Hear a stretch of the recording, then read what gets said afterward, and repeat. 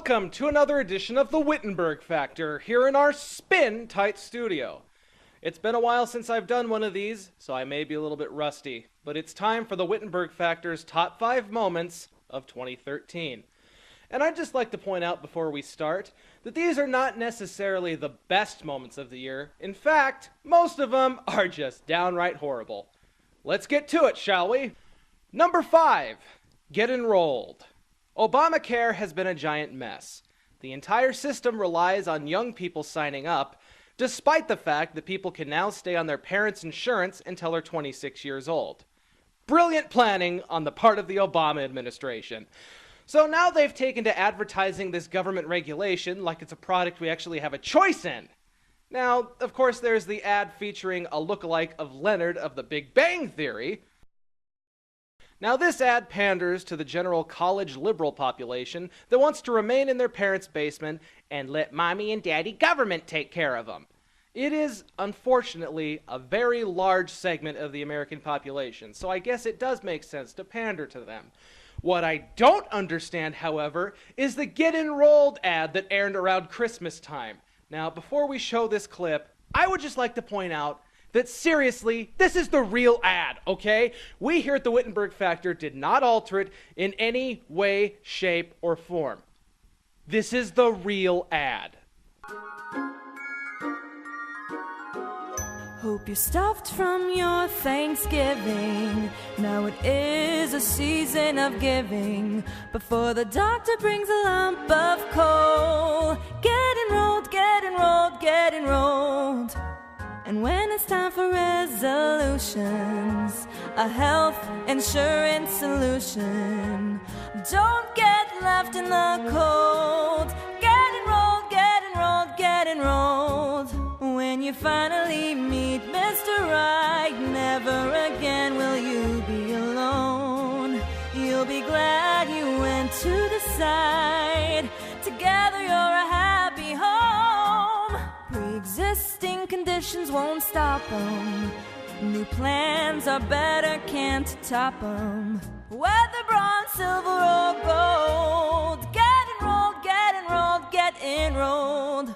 Honestly, I don't even know how to make a joke about this. There is absolutely no parody. There is absolutely no comment that I can make that would be more absurd than this. The only thing I can do is stress that once again, this is an actual advertisement for Obamacare, sanctioned by the government. You know it's savage row. Number 4, Santa's race. Boy, is being a parent tough these days. Not only do you have to worry about not raising them to be antisocial little shits just staring at their bright little screens all day, not only do you have to worry about them getting pregnant at 12 years old, not only do you have to worry about them being abducted, now you have to have a conversation with them, even more awkward than the birds and the bees. And the question is Santa black or white? Now, this was a real debate in December 2013.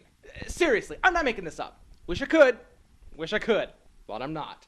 It all started with an article in Slate. When I was a kid, I knew 2 different Santa Clauses. The first had a fat belly, rosy cheeks, a long white beard, and skin as pink as bubblegum. He was omnipresent, visiting my preschool in the local mall, visible in all my favorite Christmas specials. Then there was the Santa in my family's household, in the form of ornaments, cards, and holiday figurines. A near carbon copy of the first one. Big belly, rosy cheeks, long white beard, check, check, check. But its skin was as dark as mine. Seeing 2 different Santas was bewildering. Eventually, I asked my father what Santa really looked like. Was he brown like us, or was he really a white guy? My father replied that Santa was every color. Whatever house he visited, jolly old St. Nicholas magically turned into the likeness of the family that lived there. In hindsight, I see this explanation as the great Hollywood spec script it really is. So her father gave her a gentle explanation so she wouldn't feel bad. But apparently that wasn't good enough for her. So now she has to go on this little crusade, saying that Santa should be changed to this. That's right, a penguin. Now, don't get me wrong, I love penguins. They're one of my favorite animals. But why in God's name would you want Santa to be a fucking penguin? Now, the author of this obviously missed a large, shall we say, plot hole. Penguins only live at the fucking South Pole. So, what's that gonna do? When I was growing up, I learned that Santa Penguin worked at the North Pole, but that penguins only live at the South Pole. I asked my daddy how that could be, and he said, "What am I, a fucking geographer? Either accept the magical penguin or you're getting a lump of coal." Is that what you want? So to add fuel to the retardation fire, Megyn Kelly steps in.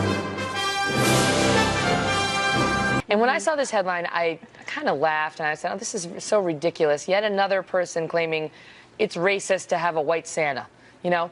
And by the way, for all you kids watching at home, Santa just is white, but this person is just arguing that maybe we should also have a black Santa. But, you know, Santa is what he is, and just so you know, we're just debating this because someone wrote about it, kids. Okay, I wanted to get that straight. But Jedediah... All right, now it's obvious she was just trying to hide the fact that Santa's a fictional character from all of the budding neocons who pined for the good old days of George W. Bush, but are also too young to actually remember his presidency. Now there's a demographic to chase, Fox. And then it gets worse when she claims that Jesus was also white.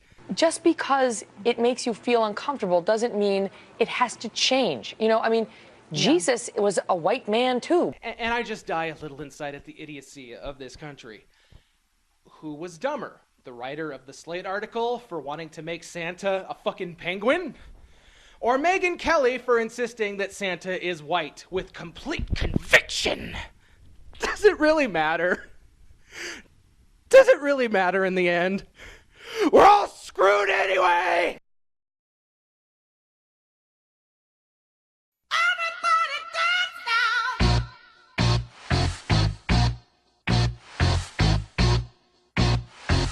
Everybody dance now!